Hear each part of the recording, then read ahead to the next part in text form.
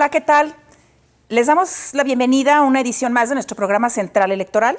En esta ocasión buscaremos saber de qué hablamos cuando hablamos de elecciones, cuáles son las etapas y los procesos que se llevan a cabo para garantizar que la ciudadanía tenga una boleta esperándola para ejercer su voto de manera libre en cada jornada electoral. Para hablar de esto nos acompañan el director ejecutivo de Organización Electoral del INE, Sergio Bernal, y el director ejecutivo de Capacitación Electoral y Educación Cívica, Roberto Heicher Cardiel. Son dos áreas fundamentales para llegar a la organización de una jornada electoral para unas elecciones libres, periódicas, auténticas e imparciales. Sabemos que no es la única área del INE, ni mucho menos la única indispensable para llegar a una elección, pero sí quizá las dos áreas fundamentales para ese día de la jornada, ¿no? Para tener una casilla, para tener funcionarios capacitados contando los votos, la ciudadanía, pero también nuestros propios funcionarios, nuestros capacitadores electorales, ¿no? Entonces, pues, preguntarles un poco cómo se organiza esta elección, cuáles son los elementos fundamentales que hay que considerar para llegar e instalar casillas. De entrada, ¿cuántas casillas? ¿Cuánta gente? ¿Cuántos ciudadanos tienen que estar en cada casilla? Roberto. Bueno, Carla, mira, muchísimas gracias. Un gusto estar contigo. Primero, comentar que habrá que pensar en el modelo de elecciones que tenemos en México. En el modelo que tenemos en México, creo que básicamente las elecciones las hacen las y los ciudadanos, casilla a casilla, en todas las localidades, en todas las colonias, en todas las ciudades. Lo que nosotros hacemos como instituto es organizar las elecciones, pero son los ciudadanos y las ciudadanas quienes las hacen. Es un principio muy importante porque se puede pensar que se ha escuchado incluso quien dice, bueno, pues que sean con voluntarios quienes integran las casillas. De hecho, ya son voluntarios, solo que provienen de un sorteo en donde se selecciona un porcentaje de la ciudadanía que está en lista nominal para que reciba y cuente los votos de sus vecinos. Ese modelo presupone básicamente que el INE tiene que sortear a estos funcionarios para garantizar digamos, el ingrediente de imparcialidad en la selección de quienes van a recibir y contar los votos, y luego capacitarles para habilitarlos para que cuenten, reciban y registren los votos de sus vecinas y vecinos en cada casilla. Este proceso es un proceso ciudadanizado, porque también se hace con otra fuerza de trabajo que es convocada, esta sí, a un empleo, que son los capacitadores, asistentes y supervisores electorales. Son ellas y ellos quienes se encargan de capacitar a estos funcionarios de casilla, primero de visitar, visitamos, para que te des una idea, alrededor de 13 millones de ciudadanas y ciudadanos por la magnitud del listado nominal. De ahí obtenemos más o menos a 1 millón de ciudadanas y ciudadanos en elecciones concurrentes, que son quienes atienden las casillas. Entonces son grandes números. Y esto requiere ser atendido por este cuerpo de capacitadores y capacitadoras asistentes electorales. Hablamos alrededor de unos 40,000 personas que trabajan en campo para buscar a los ciudadanos, capacitarles y prepararlos para recibir y contar los votos. Esta parte me parece que es un ingrediente fundamental. Es uno de los eslabones que le ha dado confianza a los procesos electorales, legitimidad. No podemos desconfiar los ciudadanos de los propios ciudadanos para recibir y contar los votos. Y me parece que esta parte es fundamental en el modelo. Más o menos durante 100 días buscamos y capacitamos a los funcionarios de casilla que van a estar en las elecciones, sea cual sea el tipo.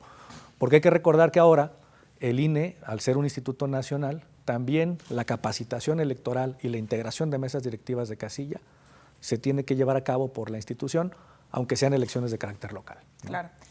A ver, en 2018 tuvimos una elección muy grande, con muchos estados concurridos, que concurrían en elección. En el 2021, aún más estados. Y para el 2024 van a ser prácticamente los 32 estados. Esto, y en cuestiones de logística, ¿qué implica? ¿Desde cuánto tiempo antes tenemos que preparar una jornada electoral que implica tantos cargos de elección en todo el país? Sergio, muchas gracias. Gracias, Carla. Primero, muchas gracias por la invitación. Gracias, desde luego, a las y los que nos escuchan. Y de entrada yo te diría a tu pregunta, estamos hablando de 9 meses que efectivamente se lleva a cabo para preparar toda esta logística y todo este diseño. La razón de ser de la Dirección Ejecutiva de Organización Electoral está en la propia génesis de el por qué nace el Instituto Nacional Electoral.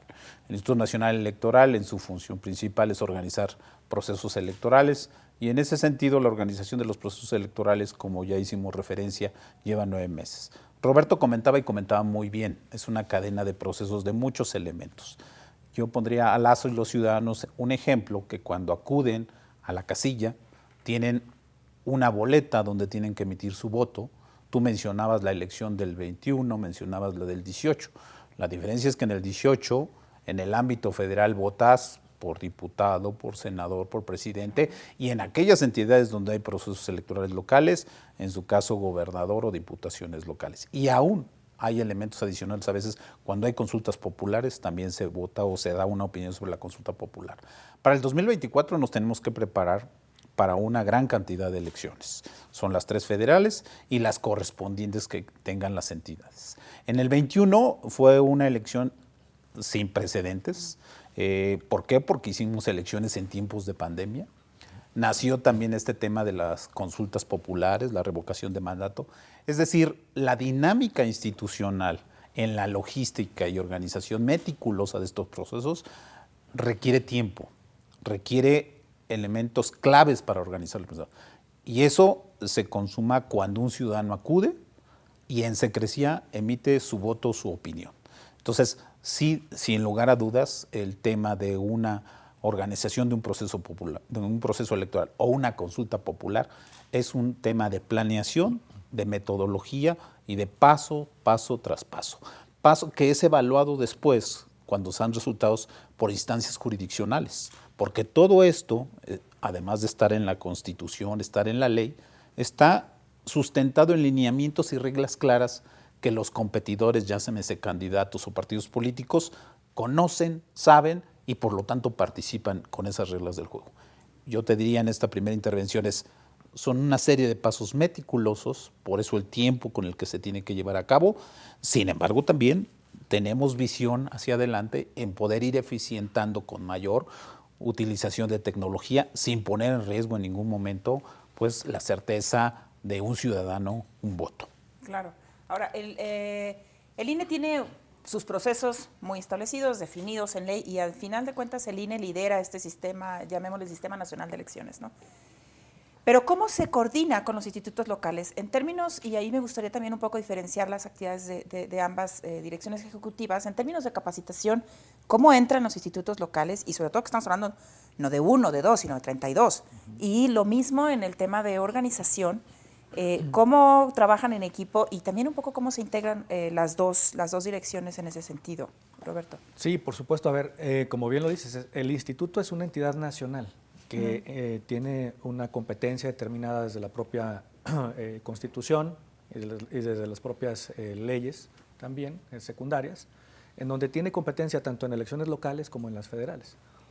Pero en las elecciones locales, además, también hay otras instituciones que son los organismos públicos locales, que son los institutos electorales de las entidades. Estas instituciones tienen su propia gama, digamos, de atribuciones que cumplir, tienen su propia responsabilidad, son procesos en donde todos contribuimos. El INE contribuye con una cantidad de tareas, los organismos públicos con otras. Por ejemplo, en materia de capacitación electoral, pues como el INE capacita a los funcionarios de casilla, el instituto electoral o los institutos electorales de las entidades tienen que desarrollar los materiales didácticos que son, digamos, con procesos específicos para esas entidades. No todas las elecciones en el país son iguales en términos de los procedimientos que hay que desarrollar. Hay entidades incluso que eligen otros niveles de gobierno, por ejemplo, a nivel de agencia o de jefatura de cuartel, o se denominan de diferentes maneras. Okay. Y entonces hay circunscripciones, por ejemplo, regidurías por circunscripción, por ejemplo, y entonces ahí el material tiene que ser específico en el diseño de esos procesos. Esa tarea es de los organismos públicos locales en capacitación. Además de que contribuyen con nosotros en verificar y garantizar la calidad de la capacitación de los funcionarios y funcionarias de casilla. ¿Tienen capacitadores los institutos locales también? Tienen capacitadores asistentes porque básicamente donde nos ayudan es al final del tramo de la actividad de campo, ¿no? Sin embargo, en tareas de asistencia electoral son fundamentales porque hay una gran actividad, un gran conjunto de actividades que hay que desarrollar Y hay figuras capacitadoras, asistentes electorales locales también. Ahora déjame decirte una cosa. Hablando de los procesos electorales locales y de esta concurrencia de atribuciones, hay una muy importante, la promoción de la participación ciudadana. Ya. Los institutos electorales son responsables de los programas de promoción de la participación en elecciones locales, pero también el Instituto Nacional Electoral tiene competencias ahí. Entonces lo que hacemos es coordinarnos, armamos un grupo de trabajo y desarrollamos programas en conjunto. Esto es fundamental porque eso nos permite también amplificar la cobertura de nuestras actividades y de nuestra comunicación institucional también. Claro, y en organización, Sergio. Bueno, mira, a ver, habría que explicar primero que antes éramos IFE, hoy somos CINE, desde el 2014 somos CINE, y antes del 2014 los organismos electorales o institutos electorales de cada entidad, hay que entender que venimos de una república federalista, donde cada entidad tiene sus autoridades, y ven así. En el 2014 se determina que efectivamente esas atribuciones que se dan tanto en ese momento del IFE, se conjuntan en una autoridad nacional. Por eso hoy somos Instituto Nacional Electoral. Y es la rectoría de todo lo que tiene que ver con la organización de los procesos electorales en el ámbito federal y en el ámbito local. ¿Qué es lo que pasa? ¿Cómo después del 2014? Empezamos con un tema de línea de frontera, hasta dónde te toca a ti, hasta dónde me toca a mí, pero la inercia y la dinámica de un proceso electoral nos ha llevado a que ya no solo hay comunicación, hay coordinación, hay colaboración. Yo te diría que en este 2021, donde tuvimos elecciones concurrentes, pues efectivamente todo lo que tiene que ver el equipamiento y que lo ve la ciudadanía cuando acude a votar, una mampara donde se garantiza la secrecía del voto, donde hay documentación electoral, donde votas por los candidatos federales, locales, o sea, todo ese conjunto de cosas ya hay una estrechez de colaboración. Algo que es importante, tanto en el ámbito de capacitación como organización, somos los responsables de la instalación de las casillas. Es decir, el ámbito competencial del INE, desde el 2014, es la estructura y funcionamiento de todas las casillas. En el 2021 instalamos 161,000 casillas. Para un ciudadano ve su casilla solamente con la que acude a votar, pero a lo largo de todo el territorio nacional, montaña, desierto, donde tienes que trasladarte por agua y cosas tipo, con lanchas como en Tabasco, se instalan las casillas. Entonces, de eso es responsable el Instituto Nacional Electoral. Y coadyuvamos conjuntamente con los organismos públicos locales en ello. Adicionalmente, estamos en constante comunicación, pero yo te diría, en una conclusión en esto sería, en materia de organización, estrechamos muchísimo la comunicación porque la instalación de casillas es una responsabilidad del Instituto Nacional Electoral. Entonces, ¿dónde el organismo público local entra? En todo lo que tiene que ser el arbitraje de sus propios candidatos y candidatos registros, y lo tienen que hacer. Y estrechamos la coordinación, producen su documentación electoral, ellos son autónomos, son entidades administrativas autónomas, pero siempre hay una estrechez. Pero la instalación de las casillas, como la mandata la Constitución, es responsabilidad del Instituto Nacional Electoral. Muy bien, pues muchas gracias. Vamos a ir a un corte y regresamos para seguir hablando de qué hablamos cuando hablamos de elecciones.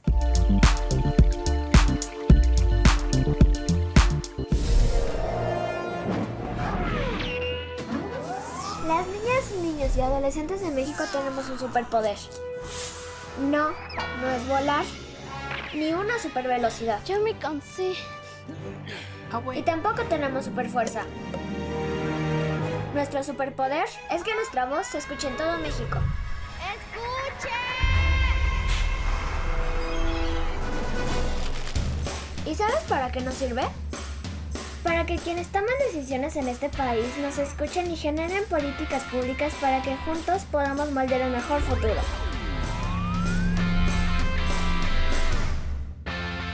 Escucha nuestras voces en los resultados de la consulta infantil y juvenil 2021 que organizó el INE en INE.mx y entérate de los temas que nos importan y que son valiosos para todas y todos. Mi INE es valioso porque nos escucha y nos une.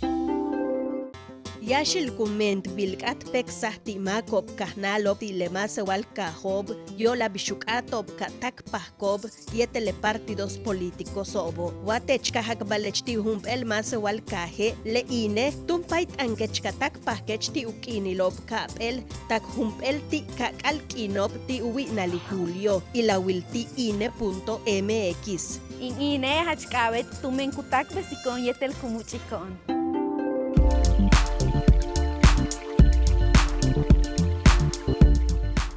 Muchas gracias, estamos de regreso platicando sobre la organización de las elecciones y como les comentaba está con nosotros Roberto Heicher Cardiel, que es director de Capacitación Electoral y Educación Cívica, y Sergio Bernal, director de Organización Electoral. Estas dos áreas trabajan muy de la mano y en una maquinaria pues que supongo que ya está muy aceitada, ¿no? El IFE y ahora el INE pues ya tienen muchos años y muchas elecciones de experiencia, más el INE que el IFE.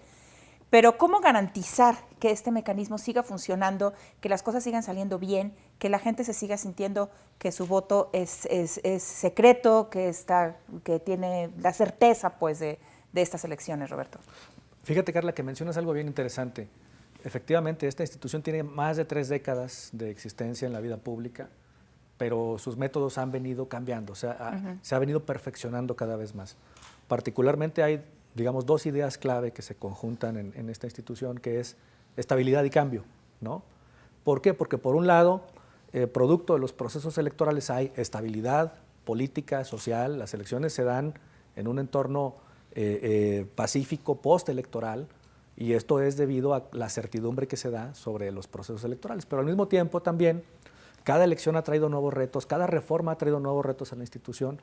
En el ADN de la propia institución electoral en México se encuentra la innovación, esta capacidad de adaptación, innovación que además, como lo ha dicho también Sergio, es una adaptación con método, no son ocurrencias, no son ideas al aire, sino que son ideas procesadas en un método, en un mecanismo que nos permite cada vez ir optimizando nuestros procesos y entregando los resultados que la ciudadanía espera de la institución. ¿Cómo es la coordinación? Es una coordinación sincrónica, muy precisa, prácticamente entre las 2 direcciones corremos en 2 carriles distintos, pero en el mismo tiempo. Son 2 procesos fundamentales. Uno es el de la logística electoral, que corre a cargo de la Dirección Ejecutiva de Organización, y otro es el de la integración y capacitación de las mesas directivas de casilla, que corre a cargo de la Dirección Ejecutiva de Capacitación. Uno tiene que ver con entrenar al talento humano que se va a hacer cargo de recibir y contar los votos, buscarlos, en fin, convencerles de participar. Y la otra actividad tiene que ver con garantizar que todos los elementos estén donde deben estar para que las elecciones puedan ocurrir y la ciudadanía pueda elegir a sus representantes. Yo imagino esta interacción como una relojería, como un reloj, como una maquinaria de relojería suiza muy precisa, con un ritmo determinado, donde cada engrane va cumpliendo una función específica para que el segundero, el minutero y la manecilla de las horas pueda darnos el tiempo completo en una maquinaria de relojería. Me parece que es importante comentar que son procesos que han funcionado a lo largo ya de estas décadas, probados una y otra vez hablando de esta idea de estabilidad y cambio. Ha habido alternancias en las elecciones, el índice de alternancias es hoy más amplio que nunca, pero al mismo tiempo también las elecciones han producido estabilidad política en la sociedad, en las sociedades donde se desarrolla. Claro. Sergio, retomo un tema también que me queda claro que también tiene la Dirección Ejecutiva, que son los materiales electorales, ¿no? Muchos de ellos, pues sí, con unos sistemas de seguridad que a lo largo de los años se han tenido que implementar para garantizar certeza, ¿no? Como el papel seguridad, en la boleta, todo este tipo de cosas que para mucha gente implica que las elecciones cuestan muy caras porque no lo hacemos en una hojita de papel bond. ¿Qué es lo más complejo de esto? ¿Qué es, cómo se definen esos materiales? ¿Desde cuánto tiempo hay que tenerlos? ¿Cuál es como todo este proceso de contar con materiales certeros y por qué no votamos en hojitas de papel? Bueno, a ver, ahorita lo que tú dices es uno de los eslabones de confianza que debe tener una elección, y es la documentación electoral. Y bueno, hemos pasado desde papel seguridad a medidas de impresión, que puede ser en papel seguridad o en papel bond, que ya lo hemos hecho en ejercicios como la consulta popular, ¿cierto?, y revocación, ¿no?, de mandato, donde no ponemos o retrocedemos un ápice en la seguridad. Al contrario, como bien comentó Roberto, siempre estamos explorando elementos que no solo sean vanguardias, sino que nos den la certeza y la seguridad. Pero yo te llevaría a lo que preguntaste también al inicio. Al inicio dijiste 9 meses. Y si ahorita te sitúas en la jornada electoral, ¿qué pasa en esos 9 meses? ¿Cómo se va gestando todo un proceso electoral? Y yo te diría que hay muchísimos más elementos que la documentación y el material electoral. Una de las atribuciones que tenemos que ejecutar es la instalación de los consejos distritales y locales. Claro. Si bien los ciudadanos votan y si bien los ciudadanos integran las casillas, también son las instancias decisorias y de revisión de cada uno de esos eslabones que van construyendo un proceso electoral a lo largo de los 9 meses. Porque son ciudadanos los que están en los consejos locales y distritales y representaciones de los partidos políticos. ¿Que son 300 distritales, 32 locales? Son 300 distritos, 32 en las entidades, en las capitales. Todos tienen un consejo.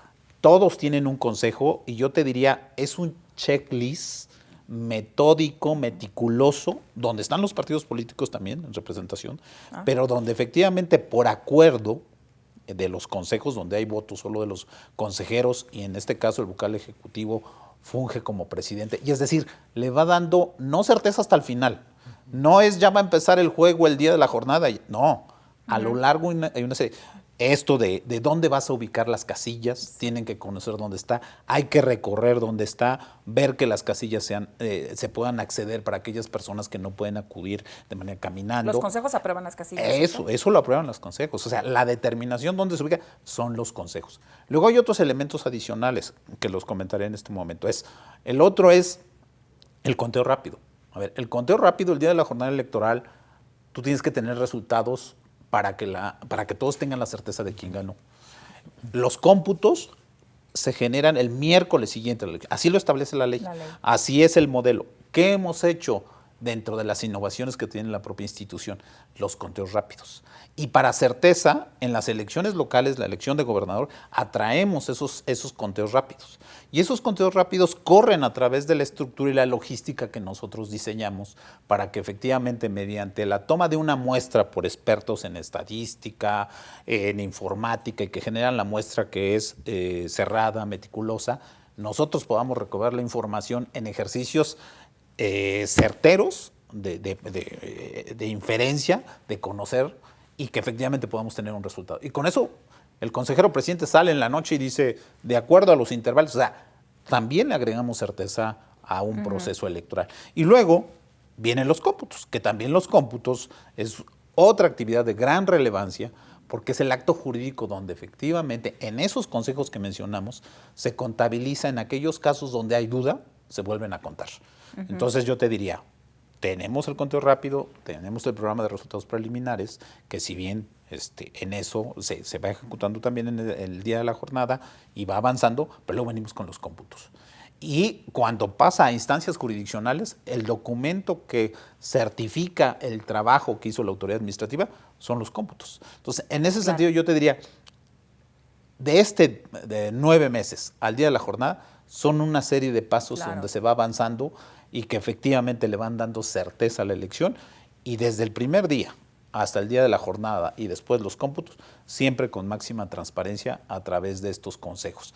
La documentación y material electoral también en su momento, que representa un costo, como bien dices, algo que hemos dicho, la lista nominal seguirá creciendo hasta que exista una tasa de crecimiento bajar, negativa, ¿no? Pero hasta ahorita va creciendo. Entonces siempre vamos a tener más ciudadanos que tenemos que ponerle su boleta para que voten. Por eso también el llamado siempre a las y los ciudadanos de que cada uno tiene su boleta para que participe. Nos preparamos para todos, no hacemos estimaciones de cuántos van a participar. Para el 100% de la lista nominal nos preparamos. Para el próximo proceso electoral, más de 300, estamos hablando en lista nominal, 96, 97 millones, entonces preparemos una boleta para cada uno de ellos. Entonces estamos hablando de más de 300 millones de boletas. Muy bien. Vamos haciendo un balance. Roberto, ¿estamos bien? ¿Así está funcionando bien el sistema electoral? ¿Qué habría que mejorar en las áreas, digamos, que le toca a la Dirección de Capacitación y Educación Cívica? Pues mira, yo pienso que el sistema electoral es eso primero, es un sistema, es decir, es un conjunto de elementos y las relaciones entre sí para arrojar un producto. Y ese producto hasta hoy son elecciones libres y auténticas, como lo dice la Constitución y como fue el anhelo por mucho tiempo de muchas generaciones de mexicanas y mexicanos que pues desde el movimiento del 68, por ejemplo, era un anhelo muy marcado, pero si nos vamos más atrás, pues desde la propia revolución, con Madero, y que en principio esa era una revolución de carácter electoral, por el sufragio efectivo, el voto libre y auténtico y la no reelección, en fin. Si lo vemos desde ese punto de vista, el sistema electoral hoy funciona, entrega elecciones libres y auténticas. Hoy México es un país reconocido ampliamente en el marco de democracia global como un referente incluso para los métodos y los mecanismos de celebración de elecciones. En este sistema, los organismos públicos locales, el INE, la ciudadanía, los partidos políticos, los medios de comunicación cumplen un rol y cuando cada quien cumple el rol que debe de cumplir, entonces los procesos arrojan también un resultado sinérgico, es decir, un resultado donde todos estamos satisfechos, ¿no? Hay acciones o procesos que mejorar siempre, sin duda, pues esta es una actividad humana. Y las elecciones están hechas por personas. Evidentemente hay mejora posible, pero esa mejora no debe desmontar lo que sí funciona, porque entonces ahí lo único que vamos a lograr, si desconocemos toda la historia, es desconocer la ciencia, es desconocer los métodos, es desconocer los datos. Si desconocemos todo eso, podemos retroceder seriamente.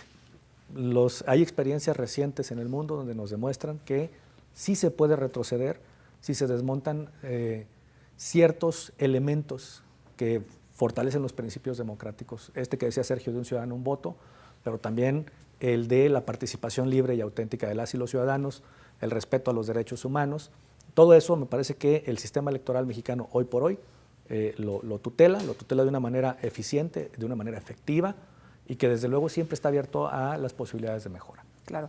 Sergio, ¿algún mecanismo, algún proceso que haya que afinarle ahí, apretar una tuerca en materia de organización? Pues mira, yo te diría que para ver al futuro tienes que analizar el pasado.